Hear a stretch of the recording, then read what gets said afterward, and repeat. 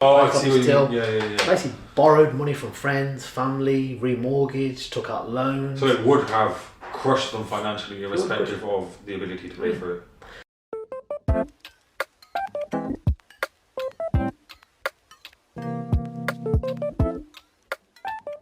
And the worst thing is when you sit down and you're having a conversation with them, they lay it on thick. Yeah.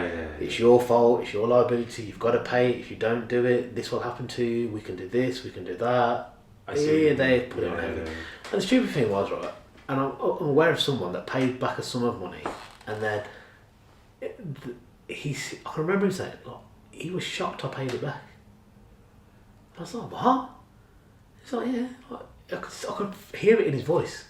That I was like, and then when you're reading the statistics about their targeted percentage for recovery, in this modern day we'd think it's quite low. Yeah. But the way they were pursuing people, you'd think it'd be a lot higher. Yeah. That was Something is fishy. Yeah. Mad. Okay. Imagine getting paid a bonus for getting back money that the post office thinks it's lost. So how's that going to influence the way you investigate and pursue a case? I would love to talk to someone who was in that position, because there has to be a point where you ethically realise that you're clawing money back that the post office isn't owned. Because I'm sorry, after the first person, say if I was new to the job, first person I spoke to said, it's not me, I'd be, maybe. Second, third, fourth, fifth, sixth, 12th. This is where that line is happening to nobody else, it's only you. This is what they used to say to people. Now, and it's not, in today's day and age, everything is so instantly accessible, it's impossible to do that. See, none of these people have come forward as whistleblowers, or even when they've given their evidence, they've been extremely scant with their evidence. So one of the investigators last week actually said, I think he still did it. Last week, he said, I think he still did that. He said, I still think he's at fault.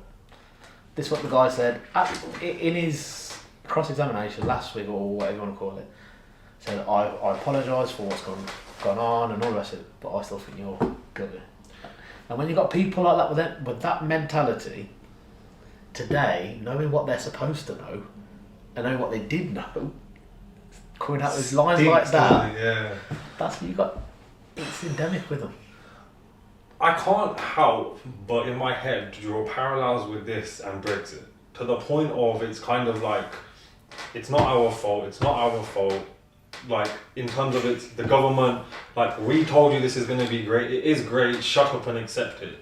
And it feels like that same type of attitude is in the post office, in terms of it's not our fault, shut up, accept it, deal with it yourself. So if I can put you in touch with a fed rep that's retired, sure. And the analogy was that the problem is the post office needed the system because they were susceptible to nefarious people doing certain scams. And traceability and record keeping was very difficult for them unless they physically went and visited site or branch. And if somebody had 3 or 4 sites, they could move stock around and move cash around. Easy.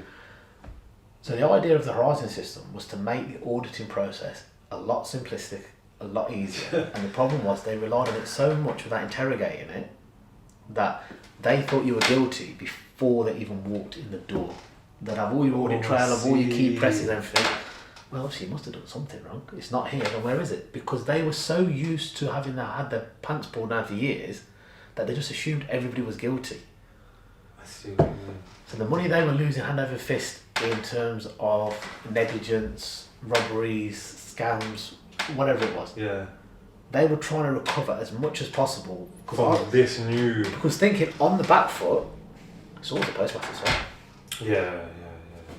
And that's where that mentality is. Bloody hell. Go on. Really anecdotal. So we had an audit a few years ago.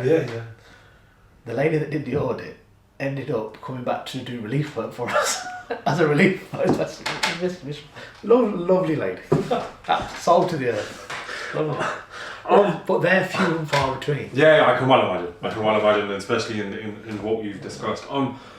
we've spoken for about an hour, and I have to obviously just say thank you for your No, time I appreciate and it, it's the fine. ability to dive into this in so much depth. My last question is, and I think I've covered everything, is there anything in particular that you would like to say or share or include before we wrap up? So one of the things I've said is that some people are not coming forward still. Now, I've said ours is a lucky escape story, and there are people that will watch or will listen to whether it be this or something else. If you've been impacted, you have a right. Go to the Federation reps, they're on your side and they will help you. Ask for what is rightfully yours and do not let them keep getting away with this. They are relying on people's civility to get away with this. The tip of the iceberg is what is known about so far. The sheer depth of the money that they have taken from people is unreal. And the fact that they've gotten away with it for so long is just emboldened them to keep thinking that they're going to get away with it. So don't let them get away with it. If you think you have paid money to the post office that you don't believe they should have had, claim for it. It's your right to do it, and do it sooner rather than later.